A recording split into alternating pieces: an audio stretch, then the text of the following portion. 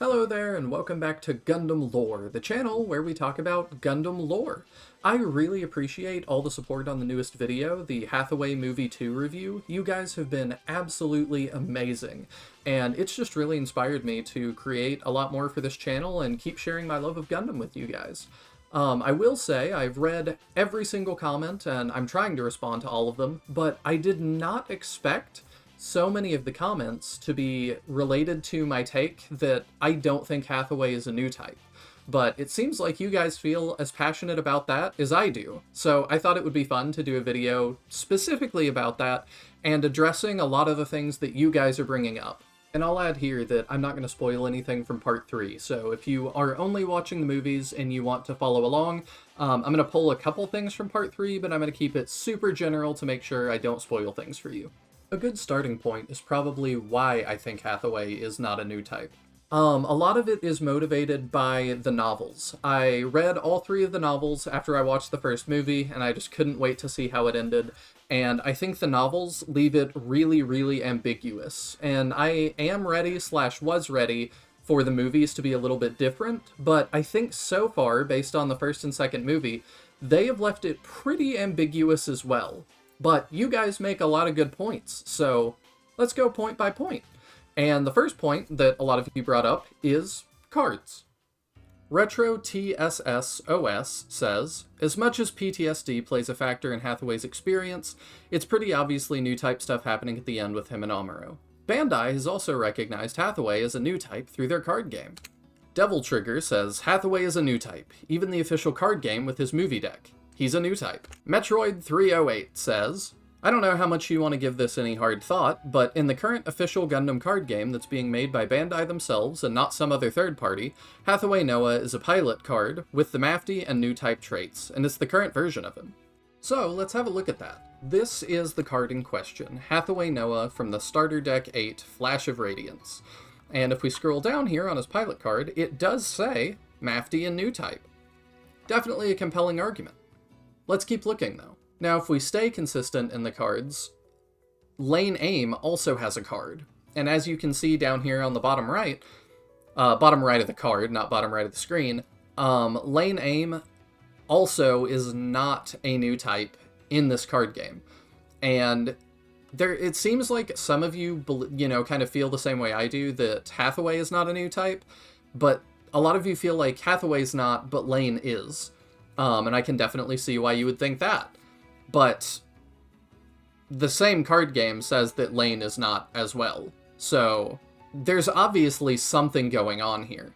Here's another official source from Gundam G Generation Eternal.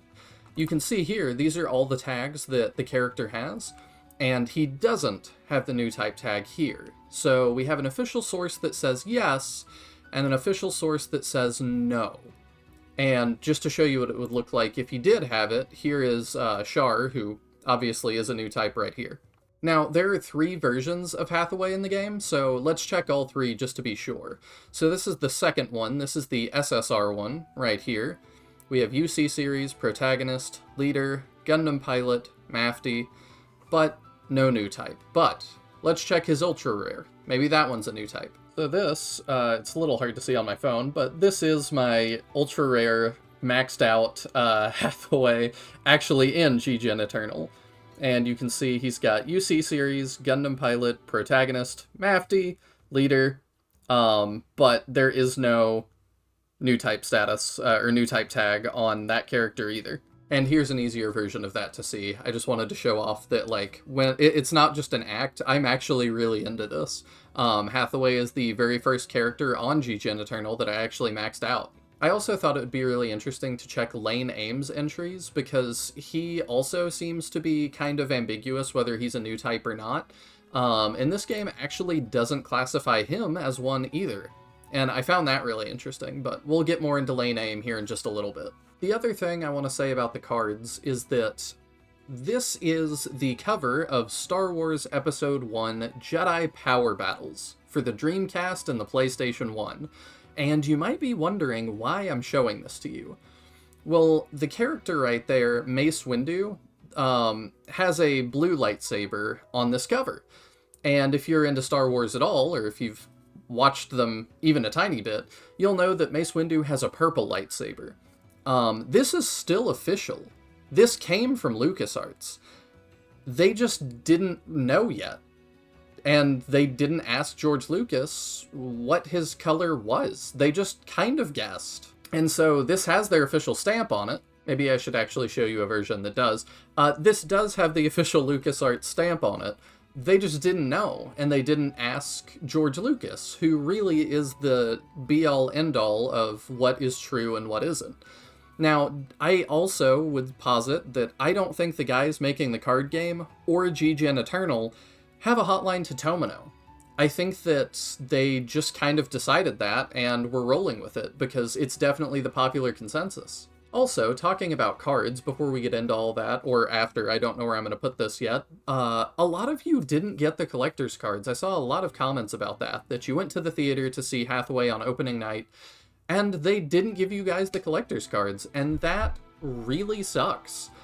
I wanted to point out that there are a couple on eBay, a couple of the sets, I think, that are for $10, and you guys shouldn't have to pay for that. It's really frustrating that they didn't have them for you, and to me it just kind of shows a lack of care on the movie theater side about, like, actually taking care of the fans of these movies.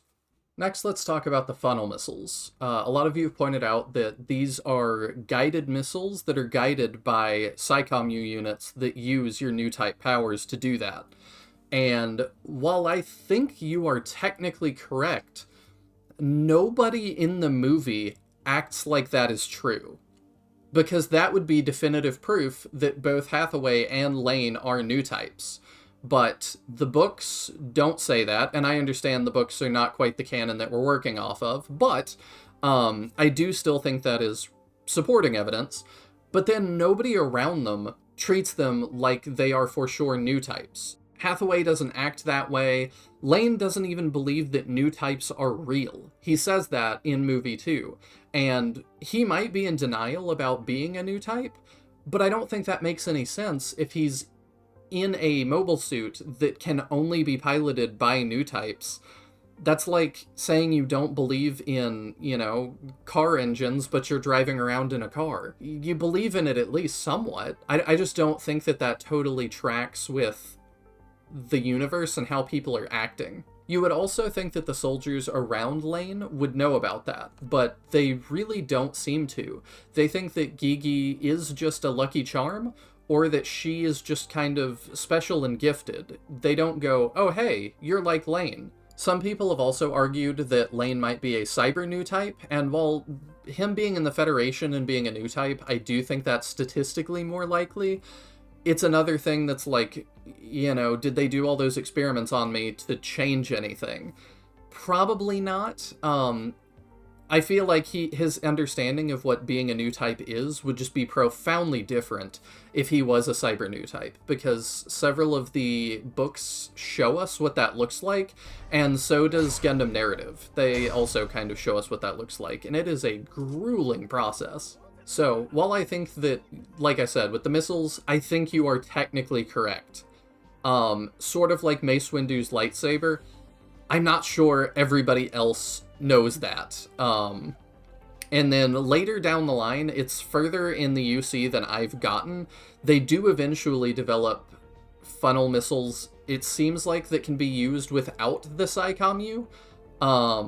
So it is possible. But yeah, this is probably the thing I have the worst answer for. Another reason that I don't think Hathaway is a Newtype is he doesn't really have any Newtype feats. I don't think we see him do anything that Newtypes do, and if we do kind of see something like that, I think there's an explanation for all of it. Let's start with the earliest one in Hathaway Movie 1, because a few of you brought that up, and that's a pretty good point.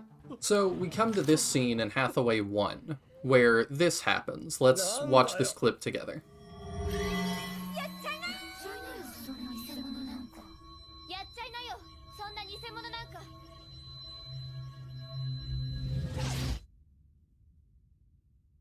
Now, I can see how you might think that was Hathaway doing some sort of Newtype-y telepathy thing, where he's connecting with Gigi, but I want to watch one more clip with you real quick.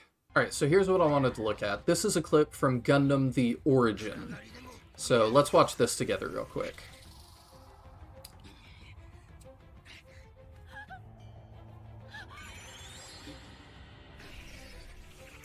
So in my opinion, what's happening there is that Char's new type powers have not yet awakened. He will be a new type, but he doesn't really have those powers yet. I think he's kind of got it latent. And I think Lala is actually having the new type premonition and sort of projecting that to Char.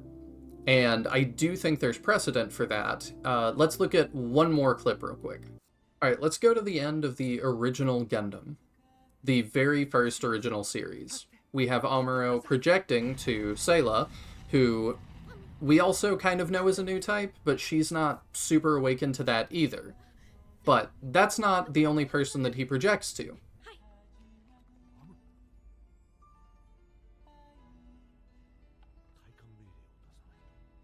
We also have him projecting to Bright, who I'm less confident is a new type.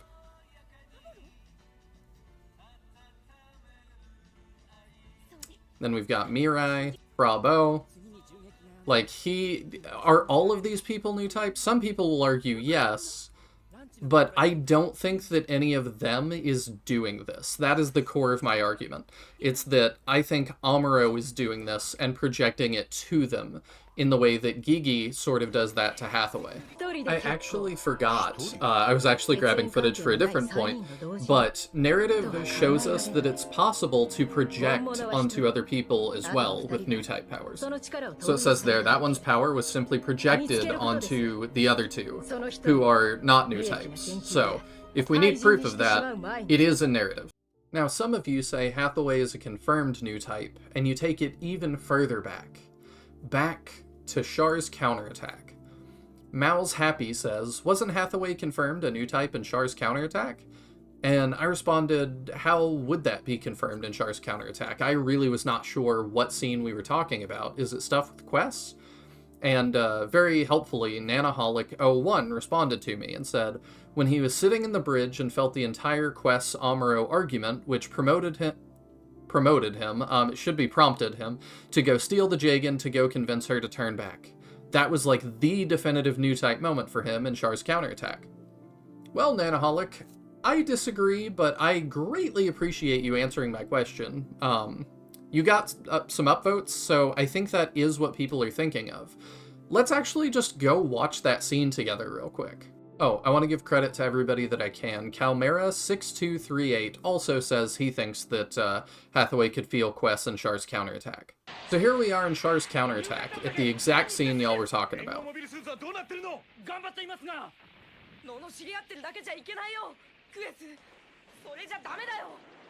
So there's Hathaway saying that, and going to steal the Jagan.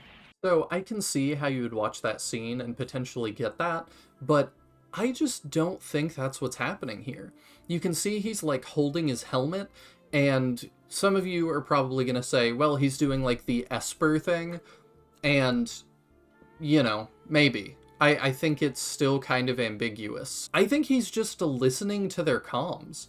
I think that, you know, the people that are sitting on the bridge are talking about how the new Gundam is off by itself and Amuro needs support. And I think that's because they're listening to Amuro's comms and tracking him on the radar. And Hathaway is seeing that. And he's hearing that Amuro is fighting quests. And so he's like, I don't want to sit idly by anymore. I want to go and try and bring quests back to the light, as he views it. I think we can probably all agree that that's not definitive, for sure. Even though I do think it is worth talking about, and I'm really glad that y'all brought it up. Now I think we talk about the elephant in the room, the most liked comment on the video, from Amuro Ray 2146. My man, he was debating with Amuro in the metaphysical realm, which would indicate Hathaway is a new type. And Amuro here was not the only person to say something like that, so let's get into that real quick. I really think all the ghosts that Hathaway is seeing are not real. You know, and it is very different than characters like Camille, for example, I'll go to that because Zeta is my favorite part of Gundam. At the end of Zeta, Camille sees tons of people that are important to him, and that he was important too. So here's one instance of that, and I think this is important because Sirocco hears this as well. It is not, like, it is very, very clear that this is real. Other people are witnessing this. So, I think that one's important. Alright, so here's the other really important clip, where we get maybe the most Newtype ghosts we've seen with each other. It is a lot of people. So, the thing I want you to focus on is that these are all people appearing to people that are extremely important to them, to try and shield them and do things for them. And other people are seeing this. Slight tangent, by the way, if you've only watched the Zeta movies, that scene is absolutely unhinged because you have characters like Rosa Mia show up, and that is the first you are even seeing Rosa Mia. It's crazy. Just wanted to put that in there. So, I know I said we were going to do Amuro. I want to do Quest first. Quest does not care about Hathaway. She never did. She abandons him like it's nothing, and he's really hung up on her. She does not care about him in the slightest. They just met. She's like the cute girl that he met at summer camp, and he got really hung up on her because he's a hormonal teenager. I think it is as simple as that. And then the book does not show him having all these visions of Quest all the time, or talking to her all the time. He dreams about her, and has nightmares about her, but that's really it. And then I think in the movies, that's continued, sort of, in that he talks to her a lot, but nobody else sees this. It only seems to happen when nobody else is around. And I think there's a good reason for that. I think it's because Zeta shows us that other people can be affected by Newtype ghosts, can hear them, and sometimes can see them. That doesn't happen with quests, ever. I also think it's important to highlight the fact that, again, all of those Newtype ghosts are appearing to people that are important to them. And why is that important? Because if we don't have that as some sort of prerequisite, then Amuro can be hanging out with the Federation military, teaching them about OSHA regulations, and he's selfish for not doing that. And that sounds very silly. So, I think that there is some sort of need for you to be perceived that it needs to be someone that cares about you and you care about them. That's just how I feel about it, picking up all of the patterns that we've had thus far. Let's talk about Amuro. I thought I wouldn't be able to show this clip, but they really did just upload it to YouTube immediately after the movie came out in Japan. They were crazy with the spoilers. But anyway, we can see that, like, flaming Amuro and stuff, that is just, it's super cool visually. I really, really like this. But that is not how Newtype ghosts look in anything else. I think this is entirely Hathaway, like, hallucinating this. I think he's seeing Lane Aim as Amuro, but Amuro is not really there. Like, Amuro is not there occupying that space, even spiritually. That is just Lane Aim. Yeah, this is just not how Newtype ghosts are presented in any other format that I've ever seen. And like I said, I've only really watched up to Hathaway because I'm going in chronological order, but this is super different. And there's one other really big reason why I think this has to be him hallucinating. And that is Gundam Unicorn. I know a lot of you hate Unicorn, but I think this is definitely super important, especially if we're going to talk about matters of continuity, because Sunrise does hold this to be canon, whether people like it or not, whether it's Tomino or not. So we're going to watch this clip together real quick as well. This is the end of Unicorn, where Full Frontal, who is like Oh, that's a whole video we'd have to get into. He's sort of a split of Char, and he takes Banaji, the main character, to the beginning of time, and then we have Newtype Ghost Lala here. There's real Char. I absolutely adore this scene, just by the way. So, for all the people that are like, oh, you don't like Newtype stuff, I'm like, I'm into this. So, Banaji flies away, full frontal and his mobile suit kind of fade out of existence, and then we get this little bit.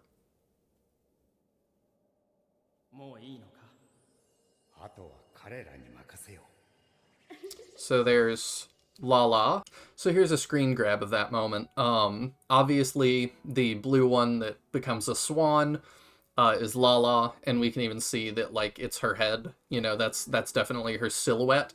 But you hear the voice of Amuro there as well when he says, "Are you sure?"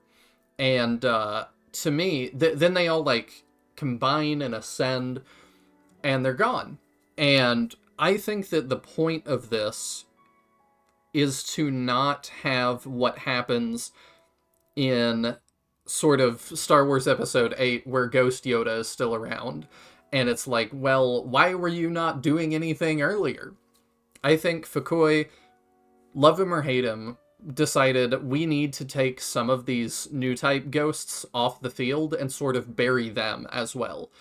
So I think this scene is Amuro, Char, and Lala's spirits deciding that they are going to move on to the next plane of existence. They are going to leave the rest of what happens up to the next generation, whatever that may mean. They are done meddling. And I don't know how deep into all this we get. I suspect there's going to be a lot of that in Turn A and G-Reco, but I'm saving those for, like, totally last in my Gundam watch through, because it's the end of everything, so I would appreciate not spoiling that. But the people that exist as Newtype ghosts, I think, are part of this different spiritual realm, and we see that a lot in Unicorn. Also with Banaji's own kind of struggles after this. I won't get into all that right now. But to me, my interpretation of this scene is that is them going to that other place and deciding they're not going to meddle anymore. So then it leads to reason that this Amuro is not real. His soul is gone. His soul is not here to meddle anymore. And honestly, I prefer it that way, and I'm curious what you guys think, and what you prefer. Whether you believe that his soul has moved on or not, do you like the idea of Amuro just forever meddling in the affairs of, you know, everybody? I need to give credit here as well to Jordan Hall 8739, because he called my attention to something that I was not thinking about. He comments, "Well, I feel like he is a Newtype. It feels like he may have been having a lot of visions because Hathaway stopped taking those pills." I was really curious about that, because that totally slipped my mind. The books do say something about it a little bit. Book 3, page 22, Gigi suggests Hathaway taking sedatives or cold meds after his nightmares about quests. So they make jokes about if you take too much cold meds, like Benadryl, you see the Hat Man, you start hallucinating. So maybe Amuro is just Hathaway's Hat Man. Had you considered that? I sure hadn't. And that goofy quote is probably the best segue I'm going to get to what do the books actually say about this. At the very beginning of Book 3, right after Movie 2 ends, Hathaway and Gigi are at the Mafty camp. Hathaway says, "I've met people called Newtype in the past. Regardless of their age, they were immersed in adult society, but success eluded them. And I don't have the talent of a Newtype. This is my only way to combat the Earth-centric system's poison and force humanity to acknowledge the crux of the problem." We skip ahead to page 24. Gigi is talking to Hathaway. "You're embarking on this path to escape from the memory of Quest Pariah, aren't you? That's just human, isn't it? Isn't it endearing? Hathaway's muttered sleep talk of Quest seemed to testify to his weakness. "The era of being that kind of human has ended," Hathaway said after a pause, his voice tinged with anger. She held her breath, waited, and finally spoke. "Have faith. You hold the potential to be a Newtype." Hathaway remained silent. Gigi's hand gently traced Hathaway's sleeping bag, met with no reaction. "If I could see through people like a god, I could predict their path. I sold my body because I couldn't do that." He wanted to shout those words, but her current predicament offered no convincing arguments to Hathaway. We skip now, way later in the book. Hathaway says, "It's because I encountered Newtypes and aspired to be one without reflecting on my own capabilities. It wasn't about Quest Pariah or the war." Intentionally leaving the context here vague for non-spoiler reasons. So in the books, Hathaway talks about having met several Newtypes and knowing pretty definitively that he's not one. And you can argue that he's in denial, but I don't really think he is. I think that everybody else is just kind of building him up because they want him to be a Newtype really, really badly. And he knows deep down that he's not. It's kind of like being a chosen one. Next, we'll talk about Gigi in the bath and how Hathaway kind of sees her for like half a second. That one, I don't know. It happened really, really fast, and I wish I had a better answer for you. I don't have an ability to rewatch the movie yet, so I will go back and check that, but it could also just be her projecting herself like she did in the beginning of movie 1. I'm not entirely sure, and obviously I can't show screenshots of that anyway. But, yeah, I'm not entirely sure. I think, like, the funnel missiles, you guys might be right on that one. But I don't know if that's enough to outweigh everything else that I'm laying out. And with that, I think I've addressed every single reason I saw listed as to why Hathaway is indeed a Newtype, and why my mind remains unchanged. I don't think he is, even if I think some of you are technically correct. I think that some of the people at Sunrise don't know what you know, and I think that the Sunrise execs, some of them at least, have their mind made up that yes, he is a Newtype. But Tomino, to me, is kind of the be-all, end-all, and I think the movies reflect that sort of ambiguity. And we'll see, you know, movie 3 might have him doing crazy Newtype feats, and who knows, maybe I'll be proven wrong, and that'll be that. But for now, I still think I'm kind of correct. I figured it would be a good way to close on one more excerpt from the book that I thought was quite relevant. So, avoiding spoilers again, but in Book 3, we get to read some Mafty propaganda, which I think is pretty cool. The Mafty propaganda reads, "Hathaway Noah is a Newtype with a history of shooting down the mobile suits of Char's rebel army.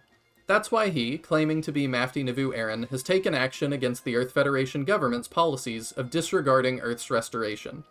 Despite this, the Earth Federation government has ignored such protests entirely." So, the reason that I read that is because ultimately, in the history of the Universal Century, it doesn't matter. The truth is totally flexible and totally what you want to believe. And this is part of what fascinates me so much about the story of Gundam, but also the story of Hathaway. Hathaway is whatever people need him to be. For the Federation government, he's an evil radical who stirs the pot and kills tons of innocent people that don't deserve it. For the Mafty sympathizers, he is a hero that shot down a bunch of mobile suits in Char's rebel army, which we know for a fact is not true. The fact that they state that he's a Newtype doesn't necessarily make it true. The fact that anybody states he's a Newtype or not doesn't really make it true, and I think that's where a lot of his angst comes from, is that everybody decides, you know, what they need from him and what he needs to be. And he is so... I think the movies and the books are about him being so swept up in that he kind of is this celebrity. The original title of the first movie was Hathaway, Son of Bright. Or maybe that was the title of the second movie. I can't quite remember now. But that was one of the working titles of the movie. And I think that just the weight of Hathaway being this kind of celebrity, both as the Son of Bright and the face of Mafty, gets to him in a way that he feels the need to rise to the occasion and rise to everybody's expectations. without regard to if he actually is special or not. I think that's kind of to take it all the way back to the beginning of book 3, with him talking to Gigi and saying, I've met Newtypes. That's not me. I think that's him kind of bucking all of this and being really tempted to just walk away, leave with Gigi, and live a much more normal life. What do you think, though? Was I able to change your mind? Did I make you feel like Hathaway might not be a Newtype after all? Or are you now double sure because we watched all those clips together? Either way, I would really like to hear what you think in the comments below. I read and try to respond to absolutely every single one. And I have a lot of fun doing that and talking with you guys. So thank you so much for watching, and I will see you next time.